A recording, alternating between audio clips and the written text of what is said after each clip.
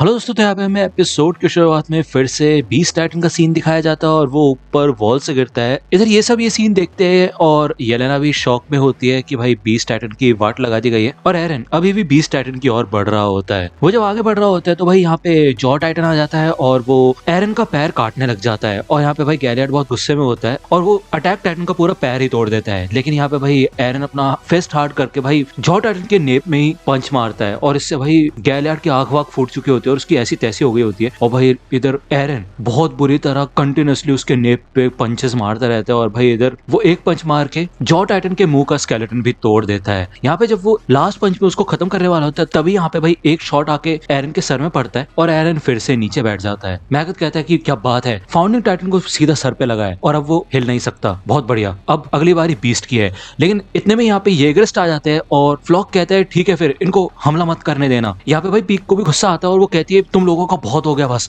यहाँ पे वो एक सोल्जर को मार देती है अपने कैनन से और आर्मिन कहता है कि काट टाइटन, हमें इसको पहले निपटाना पड़ेगा। यहाँ पे भाई आर्मिन के ऊपर भी गोलियां चलती है लेकिन मिकासा जल्दी से आकर उसको बचा लेती है और ये लोग भाई इन मार्लियन सोल्जर से लड़ते हैं। कॉनी उन सबसे निपट लेता है और कहते हैं कि सारे घरों में दुश्मन छुपे हुए हैं। तो जीन कहते हैं इस जगह पे काफी खतरा है, यहाँ से चलो। मिकासा कहती है सबसे पहले हमें मार्लियन सोल्जर्स को निपटाना होगा। तो आर्मिन कहता है हाँ। तभी यहाँ पे आर्मिन साइड में से देखता है कि भाई पिक्सेस सारे के सारे सोल्जर्स को यहाँ पे लेके आ चुका होता है और ये लोग यही कहते हैं कि चलो फिर मार्लियन सोल्जर्स को चारों ओर से घेर लो। इधर ये लोग स्प्लिट होते हैं और आर्मिन इनके पास आता है। वो कहते हैं कि कमांडर इधर आ चुके हैं और इस समय हम मार्लियन सोल्जर्स के साथ आमने सामने की टक्कर नहीं कर सकते, मेरे ख्याल से हमें उनके पीछे से हमला करना चाहिए। यहाँ पे फाइनली भाई ये गैरिसन रेजिमेंट के सोल्जर्स आ जाते हैं और ये मार्लियन सोल्जर्स को मारना शुरू करते हैं और छत पे बहुत सारे मार्लियन सोल्जर्स होते हैं। यहाँ पे भाई इनके बीच में अब प्रॉपर लड़ाई होने लग जाती है और येलेना इधर बैठ के भाई देख रही होती है क्योंकि वो और कुछ कर नहीं सकती। दूसरी ओर हमें ज़ीक का सीन दिखाया जाता है और भाई वो जो शॉट पड़ा था जिसमें बीस्ट टाइटन का नेप उड़ गया था, तो भाई आप देख लो यार, मतलब ज़ीक की क्या हालत हो रखी है, उसके हाथ से लेके कमर तक कुछ भी नहीं बचा। लेकिन तब भी भाई यहाँ पे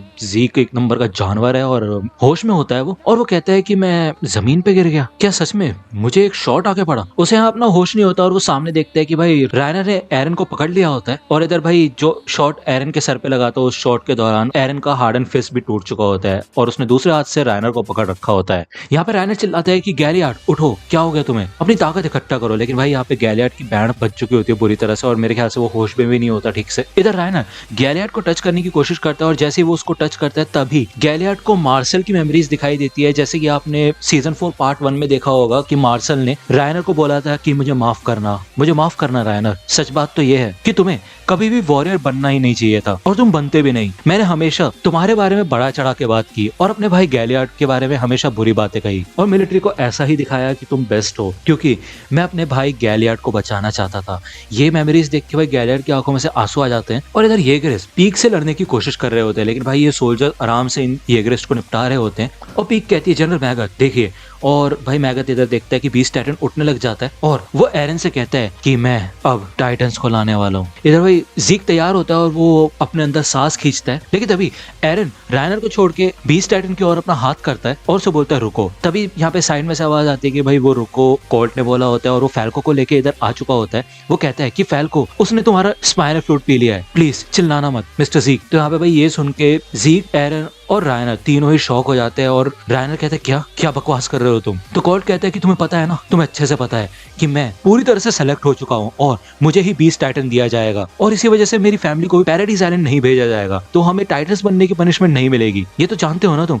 तो यहाँ पे फैल्को कहता है कि कोल्ट पीछे हट जाओ प्लीज। कोल्ट कहता है कि मैं अगर तुम्हें सच बताऊं तो मुझे ये नहीं पता था कि तुम हमें धोखा देने से पहले क्या सोच रहे थे, मुझे कभी नहीं पता था। लेकिन मुझे एक बात अच्छे से पता है कि तुम इस लड़ाई में बच्चों को तो नहीं घसीटोगे, है ना मिस्टर ज़ीक। मैं ये नहीं कह रहा कि तुम यहाँ पे पड़े रहो और बस मर जाओ, बस मैं ये चाहता हूँ कि हम फैल्को को पहले तुम्हारी चीख की रेंज से थोड़ा दूर ले जाए, जिससे कि अगर तुम चिल्लाओ भी तो भी फैल्को के ऊपर कोई असर ना पड़े। उसके बाद फिर चाहे तुम कितने भी लोगों को चाहो उतनों को मार देना, मुझे कोई लेना देना नहीं है। चाहे तुम मार्लियंस को मारना, चाहे तुम एल्डियंस को मार देना, लेकिन प्लीज मेरे छोटे भाई को इन सब में मत घसीटो। यहाँ पे भाई गावी भी एक घोड़े पे आ जाती है और वो फैल्को से कहती है चलो जल्दी फैल्को घोड़े पे बैठ जाओ, हम यहाँ से दूर चले जाएंगे। यहाँ पे ज़ीक भाई थोड़ा फ्रस्ट्रेट हो जाता है और वो कहता है कोल्ट देखो, मैं समझ सकता हूँ कि तुम अपने छोटे भाई की बहुत ज्यादा फिक्र करते हो। यहाँ पे एरन और पोर को ये बात सुन रहे होते हैं क्योंकि ऑब्वियसली भाई मतलब ज़ीक का छोटा भाई एरन ही है और पोर्को को अभी अभी अपने छोटे भाई की मेमोरीज दिखी है मार्शल की, तो इस वजह से इन दोनों को ये चीज रियलाइज होती है कि उनका भी भाई है और उनको पता है कि ये चीज कितनी इंपॉर्टेंट है। तो कोल्ट कहता है मिस्टर जीक, तो जीक कहता है हाँ इसी वजह से, ये बहुत शर्मिंदगी की बात है। और यहाँ पे भाई जीक तो नहीं रुकता और बीस्ट टाइटन इधर चिल्ला देता है। और अब आपको शायद बताना नहीं पड़ेगा कि चिल्लाने से क्या होगा, क्योंकि भाई आधे से ज्यादा एल्डियंस ने वो वाइन पी रखी थी जिसके अंदर बीस्ट टाइटन का स्पाइनल फ्लूइड था। तो यार एक तरीके से बीस्ट टाइटन बस चिल्ला के ही उनको टाइटन बना सकता है। और कोल्ट ने इधर भाई बहुत कस के फैल्को को पकड़ लिया होता है और फैल्को कहता है कोल्ट मुझे जाने दो प्लीज। तो कोल्ट कहते हैं चिंता मत करो भाई, मैं तुम्हारे साथ हूँ, मैं तुम्हें पकड़ के रखूंगा। इधर भाई फैल्को पीछे मुड़ के देखता है और गावी भी फैल्को की तरफ भाग के आ रही होती है। सब कुछ स्लो मोशन में हो जाता है और हमें दिखाया जाता है कि भाई स्लोली स्लोली फैल्को की बॉडी में से लाइट निकलने लग जाती है। और फैल्को के साथ साथ यहाँ पे नाइल और बाकी सारे मिलिट्री पुलिस के सोल्जर्स और जितने भी एल्डियंस थे, गैरिसन रेजिमेंट के जितने भी सोल्जर्स थे, यहाँ तक कि पिक्सेस भी इधर ग्लो करने लग जाता है। और ये सब स्लो मोशन में हो रहा होता है और हमें जब नॉर्मल स्पीड में दिखाया जाता है तो ये सब के सब यहाँ पे भाई टाइटन में ट्रांसफॉर्म हो जाते हैं। या फिर मैं कहूँ कि जो भी लोग जीक की चीख के रेंज में थे वो सब के सब यहाँ पे ट्रांसफॉर्म हो जाते हैं। और ये सारे के सारे मार्लियन सोल्जर्स सोचते हैं कि ये हुआ क्या। इधर भाई टाइटन्स अपीयर हो जाते हैं और मार्लियन सोल्जर्स कहते हैं क्या हमारे सारे दुश्मन टाइटन्स में बदल गए। तो ये सोल्जर कहते हैं जाओ फिर जल्दी एंटी टाइटन राइफल लेके आओ। लेकिन इतने भी भाई यहाँ पे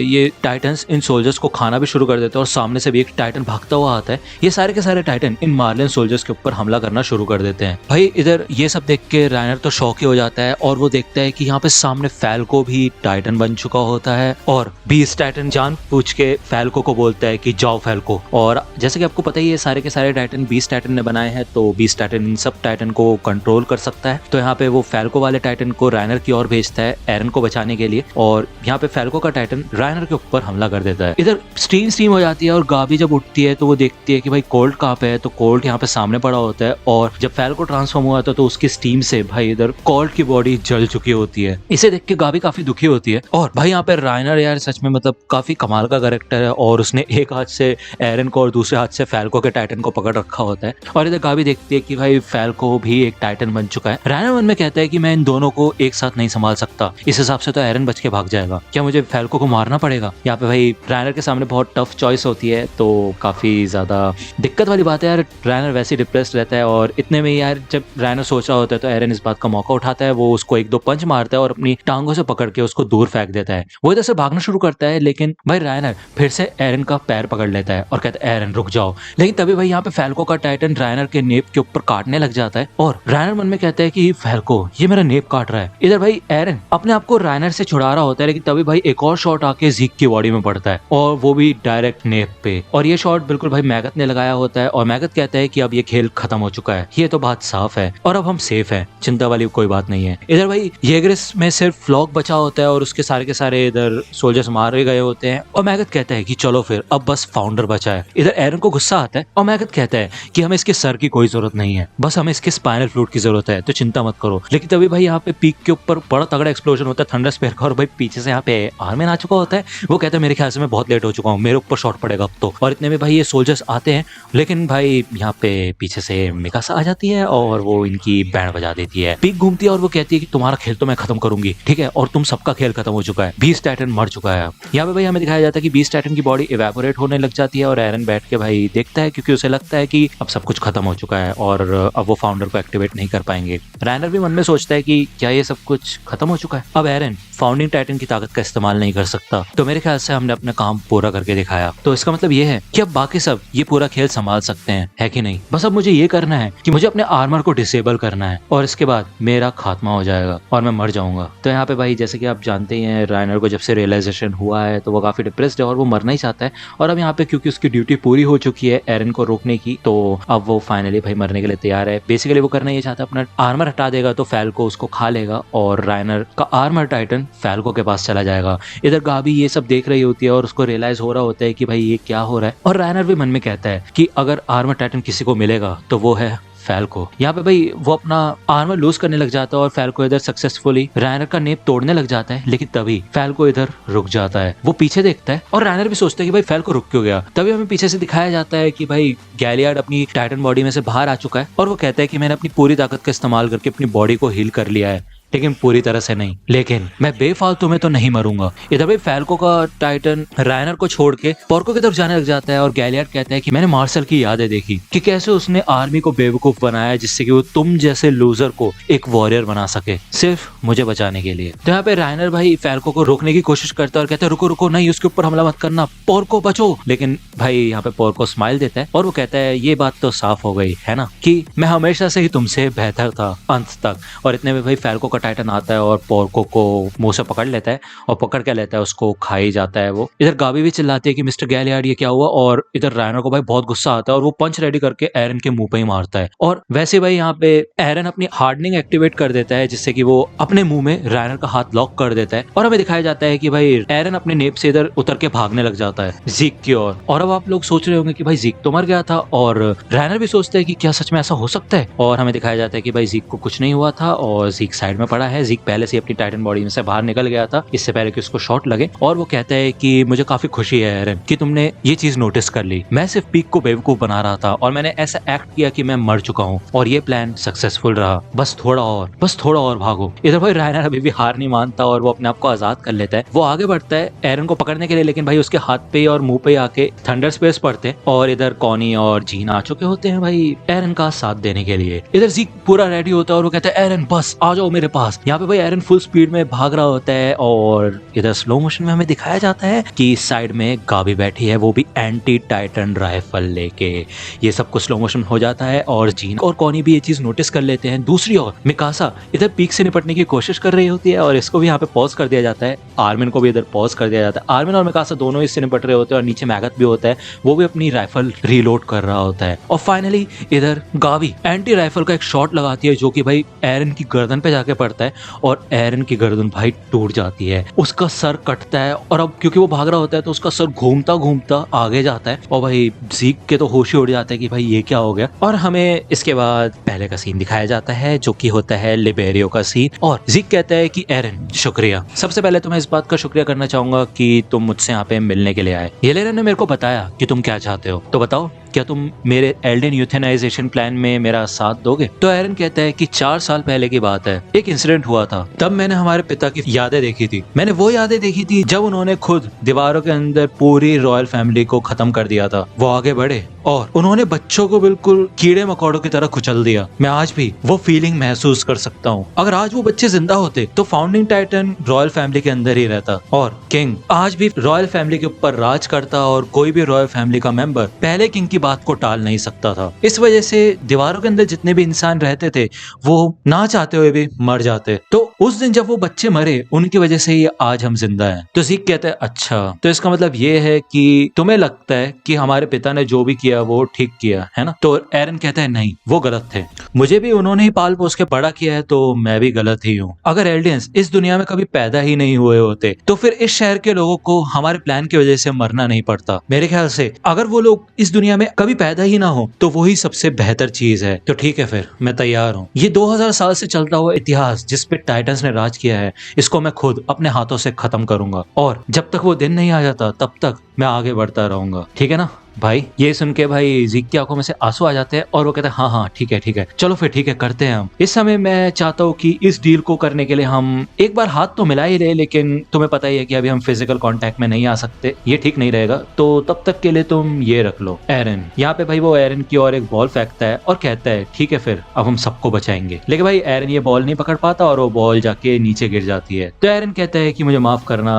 नीचे गिर गई। ऐसा लगता है कि हॉस्पिटल में रहते रहते मेरे रिफ्लेक्सेस थोड़े कमजोर हो गए हैं। यहाँ पे हमें फिर से अभी का सीन दिखाया जाता है, सब कुछ स्लो मोशन में, पंछी वगैरह उड़ रहे होते हैं, घर वर टूटे हुए होते हैं, मार्लिन सोल्जर्स को टाइटन्स चबा रहे होते हैं और यहाँ पे पूरा आतंक मच चुका होता है क्योंकि ऑब्वियसली पहले यार यहाँ पे मार्लिन सोल्जर्स के हाथ में अपर हैंड था और वो इजीली जीत पा रहे थे, लेकिन टाइटन्स के आने के बाद वो कुछ ज्यादा कर नहीं पा रहे। दूसरी ओर हमें यहाँ पे भाई इस रोड का सीन दिखाया जाता है। मिकासा और आर्मिन इधर पीक से निपट रहे होते हैं, पूरे सिगानशाना में आग लगी होती है, इधर काफी धुआं धुआं हो जाता है और हमें आगे ले जाया जाता है रायनर के सर के ऊपर थंडर स्पेयर पड़ते हैं। कॉनी और जीन रायनर को निपटाने की कोशिश कर रहे होते हैं और हमें आगे दिखाया जाता है कि गावी उस शॉट के बाद भाई यहाँ से गिर चुकी होती है और एरन का सर कट चुका होता है और यहाँ पे जीक भाई चिल्ला ही रहा होता है और हमें दिखाया जाता है कि एरन का सर आके जीक के हाथों में गिरता है। और तभी यहाँ पे भाई हमें दिखाया जाता है कि मेमोरीज दिखाई जाती है जहाँ पे मिकासा होती है और रायनर होता है और इवन ग्रिशा की बहन फे भी होती है, यानी कि इतने भी जो आज तक की सारी मेमोरीज है कोऑर्डिनेट से रिलेटेड, स्पेसिफिकली एरन की फैमिली से रिलेटेड, वो सारी की सारी मेमोरीज उसे दिखाई तो देती है, फैल्को रायनर वगैरह सब, यहाँ तक कि उसको जीक की मेमोरीज भी दिखाई देती है और ये सारी की सारी मेमोरीज इमिर के पास आके रुक जाती है और हमें यहाँ पे फाइनली भाई कोऑर्डिनेट का सीन दिखाया जाता है और नीचे इधर एरन खड़ा होता है और भाई एक जगह काफी कमाल की होती है और एरन कहता है ये जगह, तो जीक कहता है हाँ ये कोऑर्डिनेट है जहाँ पे सारे के सारे पाथ आके मिलते हैं। मेरे ख्याल से यही वो जगह है जहाँ पे रॉयल फैमिली मेंबर्स आते हैं जब उन्हें फाउंडिंग टाइटन दिया जाता है। जब भी उन्हें अपनी ताकत का इस्तेमाल करना होता है तो वो इधर से ही करते हैं। तो एरन कहता है भाई तुम्हें क्या हो गया। यहाँ पे हमें दिखाया जाता है कि भाई जीक के दाढ़ी बाल वगैरह सब बहुत ज्यादा बड़े हो चुके होते हैं। आप खुद सोचेंगे कि भाई ऐसा क्यों हो गया है, तो भाई जीक खुद बताएगा। जीक कहता है कि एरन तुम मानोगे नहीं, मैं बहुत देर से तुम्हारा इंतजार कर रहा हूँ, काफी लंबे समय से। ऐसा लगता है कि मैंने सालों तक बैठ के तुम्हारे यहाँ पे इंतजार किया है, तुम्हारे ठीक होने का और तुम्हारी आंखें खुलने का। एरन कहता है क्या साल बीत चुके हैं सच में? तो जीक कहता है मुझे नहीं पता, वैसे देखा जाए तो यहाँ पे जो भी चीजें होती है वो पलक झपकते ही होती है। गाबी ने तुम्हारा सर उड़ा दिया था, लेकिन इसके बावजूद इससे पहले कि तुम पूरी तरह से मरो मेरे हाथ में तुम्हारा सर आके गिर गया था और हमारा कांटेक्ट हो गया था। सीधे शब्दों में कहा जाए तो हम जीत गए, हमें फाउंडर की ताकत मिल चुकी है। यहाँ पे जीक काफी खुश होता है और उसकी आंखों में से आंसू आते हैं और भाई एरन के पीछे यहाँ पे कोई खड़ा होता है। एरन कहता है कि कोई तो है इधर, तो जीक कहते हैं चिंता मत करो वो फाउंडर है इमेर। तो एरन कहता है क्या फाउंडर इमेर, तुम्हें कैसे पता? तो जीक कहता है कि तुम्हें क्या लगता है यहाँ पे कौन ऐसे आराम से घूम सकता है सिवाय फाउंडर इमेर के, है ना? यहाँ पे इमेर इनकी ओर ही आ रही होती है और जीक इधर अपने हाथ में से रेत गिराता है और वो कहता है कि मेरे शरीर का आधा हिस्सा गायब हो चुका था और उसने ही मिट्टी से मेरे आधे शरीर को बनाया था और फिर से मुझे जिंदा किया। ऐसा लगता है कि फाउंडर इसी जगह पे वो सारे के सारे टाइटन्स बनाती है इस मिट्टी की मदद से। अब तुम खुद सोच रहे हो आज तक जितनी भी बार हम ट्रांसफॉर्म हुए हैं और अपनी टाइटन की ताकत का इस्तेमाल किया है हमने, उतनी बार इमिर ने उन टाइटन्स को बना के हमारे पास भेजा है। अनगिनत बार उसने इन सारी बॉडीज को तैयार किया है और हमारे लिए टाइटन्स बनाए हैं। मतलब आप लोग यार समझ रहे हो। हान जी की भी एक थ्योरी थी, वो जानना चाहती थी कि मतलब सिर्फ हवा में से टाइटन की बॉडी कैसे ट्रांसफॉर्म हो सकती है, मतलब ये सोर्स आती कहां से है। तो यार उसका आंसर अब हमें फाइनली मिल चुका है कि इमिर के पास यहाँ पे भाई अनलिमिटेड टाइम है और असली दुनिया में वो 1 सेकंड में सारी चीजें कर सकती है। वो यहाँ पे इस टाइम का इस्तेमाल करके भाई वो उन सारी टाइटन बॉडीज को बनाती है जो कि हमें असली दुनिया में दिखाए जाते हैं। फिर चाहे वो नॉर्मल टाइटन हो, अब नॉर्मल टाइटन हो, मतलब जब भी कोई एलियन टाइटन में ट्रांसफॉर्म होता है तो वो बॉडी जो टाइटन की होती है वो इमिर ही बनाती है। आई होप आप लोग ये समझ रहे होंगे। अगर आपको नहीं समझ आएगा तो इसके लिए मैं अलग से वीडियो बना दूंगा। तो एरन कहते हैं मतलब इतने समय से 2000 सालों से ये यहाँ पे अकेली है। तो जीक कहते हैं एरन अब तुम्हारी बारी आ चुकी है, फाउंडर इमेर को ऑर्डर दो, अब समय आ चुका है कि हम अपने सपने को पूरा करें। तो एरन पूछता है कि ये चेन कैसी है, तुम चेन से क्यों बंधे हुए हो? तो जीक कहता है कि हाँ अच्छी बात है तुमने इन चेन्स को नोटिस किया, वैसे मेरे बारे में चिंता करने के लिए शुक्रिया। मैं तुम्हें बता दूं कि मेरी आजादी छीनने के लिए इन चेन से मुझे बांध रखा है। दूसरे शब्दों में कहा जाए तो वॉर टू रेनाउंस वॉर, यानी कि हम रॉयल ब्लड वाले पहले किंग के खिलाफ नहीं जा सकते और ये चेन ही ये दर्शाती है कि हम यहाँ पे बंदिश में हैं। तो इसी वजह से सिर्फ तुम ही यहाँ पे आराम से घूम सकते हो और तुम्हारे ऊपर कोई भी चेनें नहीं है और सिर्फ तुम ही हो जो फाउंडर इमिर को कमांड दे सकते हो और ये बता सकते हो कि आगे करना क्या है। मेरा सपना, मिस्टर जेवर का सपना और तुम्हारा सपना। एरन प्लीज दुनिया को बचा लो। यहाँ पे भाई एरन बड़ा खतरनाक लुक जीक को देता है और जीक कहता है एरन क्या हुआ, बोलो फाउंडर से बोलो कि सारे एल्डर्स के अंदर कुछ ऐसे चेंजेस करे जिससे कि वो कभी भी बच्चे ना पैदा कर पाए, ऐसा बोलो फाउंडर से। इसके बाद हम अपने दुश्मनों को रमलिंग से मजा चखा सकते हैं, सोचो एरन। तो यहाँ पे एरन पीछे पलट जाता है और वो कहता है कि मतलब सारे एल्डियंस से उनके बच्चे पैदा करने वाली एबिलिटी छीनना कि वो कभी बच्चे ना पैदा कर पाए। तो जीक कहता है हाँ एरन। तो एरन कहता है तुम्हें क्या लगता है ऐसा कभी हो सकता है कि मैं ऐसे बेवकूफ प्लान में तुम्हारा साथ दूंगा? कभी सोचना भी मत। मुझे माफ करना भाई, मैं बस तुम्हारा इस्तेमाल कर रहा था जिससे कि मैं यहाँ तक पहुंच सकूं। इधर भाई जीक तो शॉक ही हो जाता है और वो रोने लग जाता है। वो बोलता है कि जब तक एल्डियंस इस दुनिया में है एरन, तब तक ये नर्क कभी खत्म नहीं होगा। यहाँ पे एरन भाई ईमेर के पास जाने लग जाता है और ज़ीक इधर पीछे से बोल रहा होता है कि अगर तुमने अभी ये नहीं किया तो ये खून खराबा कभी भी नहीं रुकेगा। सच बता रहा हूँ मैं, प्लीज एरन, इतने समय से जो चीज हमेशा से रिपीट होती आ रही है वो अनंत काल तक चलती रहेगी। क्यों एरन, क्यों, बताओ मुझे। तो यहाँ पे भाई एरन अपनी मॉम की लाइन बोलता है, क्योंकि मैं इस दुनिया में पैदा हुआ था। वो ईमेर से कहता है, फाउंडर ईमेर, मुझे अपनी ताकत दो। लेकिन भाई ईमेर इधर एरन को इग्नोर करके पीछे चली जाती है और ये देख के भाई एरन शॉक हो जाता है और ज़ीक कहता है, मुझे पता था एरन, मुझे पहले से ही पता था, मैं बस इस बात पे यकीन करना चाहता था कि तुम इस चीज को समझोगे। क्या हुआ, तुम्हें कुछ समझ नहीं आ रहा क्या? क्या हमारे पिता ने इतनी बुरी तरह तुम्हारा ब्रेन वॉश किया है, पूरी तरह से तुम्हारा दिमाग खराब करके रख दिया है क्या? इधर भाई ईमेर ज़ीक के पास आती है और उसके सामने आके बैठ जाती है। एरन कहता है, ये हो क्या रहा है, चल क्या रहा है ये? तो ज़ीक कहता है, मैंने कहा था ना, तुम्हें जागने में कई साल लगे और उस समय में मैंने कई चीजें सीखी। फाउंडर यहाँ बैठ के कुछ भी बना सकती है, यहाँ तक कि ये मिट्टी से बनी हुई चेनें भी। तो जब तक मैं एक रॉयल ब्लड चाहूँ तो कुछ भी कर सकता हूँ, वॉल के किंग्स की तरह नहीं, जैसा कि अभी तक इतिहास में होता आया है। तुम जानते ही होगे कि मैं यहाँ पे जब आया तो मेरे ऊपर फर्स्ट किंग की आइडियोलॉजी नहीं थी, क्योंकि मैं वॉल्स के अंदर नहीं रहता। हाँ, मैं रॉयल ब्लड हूँ। इसी वजह से जब मैंने यहाँ पे इतना लंबा समय फाउंडर के साथ इधर बिताया तो मुझे पहले किंग की आइडियोलॉजी हटाने का तरीका समझ में आ गया और मैंने वो सक्सेसफुली हटा भी दिया। सच बताऊं तो फाउंडर ईमेर काफी ज्यादा ताकतवर है, लेकिन असलियत में वो सिर्फ एक गुलाम है और उसकी खुद की कोई इच्छा नहीं है। उसे इस बात पर भरोसा है कि जो भी इंसान रॉयल ब्लड का होता है वही उसका मास्टर है और वो उनके लिए कुछ भी करने लग जाती है। और इसीलिए मेरे पास फाउंडर की ताकत है, ना कि तुम्हारे पास एरन। तो एरन कहता है, ऐसा हो ही नहीं सकता। तो ज़ीक कहता है कि हाँ, बस तुम इस ताले की चाबी थी एरन, और कुछ नहीं। और यहाँ पे हमें दिखाया जाता है कि वही सारी चेंज भाई एरन के हाथ में आ गई होती है, क्योंकि इधर भाई ज़ीक की चल रही है और वो रॉयल ब्लड का है, इस वजह से वो इजीली एरन के हाथ में चेंज बांध देता है। ज़ीक कहता है कि मुझे काफी खुशी है कि मैंने इंतजार किया तुम्हारे असलियत सामने आने का। यहाँ पे भाई ईमेर एरन के पीछे आ जाती है और एरन खुद सोचता है, यार अभी तो सामने खड़ी थी, पीछे कैसे आ गई? तो ज़ीक कहता है कि तुम्हारी गलती नहीं है एरन, हम दोनों ही विक्टिम्स हैं। हमारे राक्षस बाप ने हम दोनों को ही नर्क में भेजा है, लेकिन फिर भी मेरे दूसरे पिता थे जिन्होंने मुझे बचाया, और तुम्हें भी किसी ऐसे इंसान की जरूरत है जो तुम्हें बचाए। तो एरन, मैं तुम्हें अकेला नहीं छोड़ूंगा और मैं फाउंडर की ताकत से तुम्हें ठीक करूंगा और तुम्हें असलियत दिखाऊंगा। तो एरन कहता है, ये सब बकवास बंद करो, इसका कोई फायदा नहीं है। तो ज़ीक कहता है, हाँ, अगर मैं इस दुनिया को बचाऊंगा तो वो तुम्हारे साथ ही। इधर भाई ज़ीक अपना सर एरन से टच कर देता है और वो उससे अपनी मेमोरीज शेयर करने वाला है कि भाई मतलब क्या क्या सीन है, क्या क्या नहीं। ऑब्वियसली अब मैं ज्यादा स्पॉयलर्स नहीं दे सकता आपको, और आपको लग रहा है कि यार मेरे को स्टोरी पहले से कैसे पता है, तो यार मेरे को स्टोरी नहीं पता है, जस्ट मैंने मांगा पड़ी थी। एनीवे, उसकी बात हम यहाँ पे करते ही नहीं है क्योंकि उस वजह से हमारे चैनल पे स्ट्राइक्स आ गए हैं। तो हमें बताया जाता है कि भाई अगले एपिसोड में क्या होगा, और छोटा भाई बड़े भाई की बात मानने से इनकार कर देता है और बड़ा भाई अपने छोटे भाई को भी अकेला नहीं छोड़ना चाहता। इन दोनों भाइयों को बात के अंत में एक सच पता चलता है और ये सारी चीजें तो हमें अगले एपिसोड में पता चलेंगी। उसके लिए आपको एक वीक का वेट करना पड़ेगा, और ये सारे एपिसोड अगर आप देखना चाहते हैं तो आप मेरा टेलीग्राम ग्रुप ज्वाइन कर सकते हैं। सारी लिंक्स मैं ग्रुप में शेयर कर देता हूँ यार, फास्ट टू फास्ट होती है वहाँ पे लिंक शेयर, और आप वहाँ पे बहुत फास्ट एपिसोड्स देख सकते हैं। तो टेलीग्राम ज्वाइन कीजिए क्योंकि अगला एपिसोड आने में अभी टाइम है। तो दोस्तों, आज की वीडियो के लिए सिर्फ इतना ही। आई होप कि आपको ये वीडियो पसंद आई होगी। अगर आपको ये वीडियो पसंद आई हो तो प्लीज लाइक कीजिए, अपने दोस्तों के साथ शेयर कीजिए और मेरे चैनल को सब्सक्राइब करना मत भूलेगा। और अगर आप मुझे कांटेक्ट करना चाहते हैं तो आप मुझे इंस्टाग्राम पे कांटेक्ट कर सकते हैं, मेरे पेज की लिंक आपको डिस्क्रिप्शन में मिल जाएगी। मिलता हूँ आपसे अगले वीडियो में, तब तक के लिए गुड बाय।